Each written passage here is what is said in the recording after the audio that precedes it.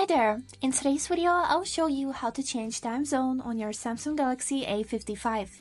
Let's get started. So as a first step, open settings on your phone and then scroll down until you'll find a tab which is named General Management.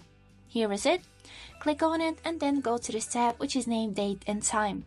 As you can see here, we got this automatic time zone setting and we would need to disable it. Then click on this button, select time zone, and here firstly you would need to choose your region. So for example, let's type in Russia. And because Russia has multiple time zones, here we got list in which we would need to select the right one. So for example, let's choose Moscow. And here is it. Now you will see the time zone that you have selected on this setting.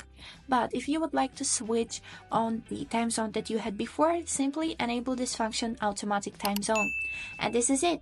I hope this video was helpful for you and thank you so much for watching.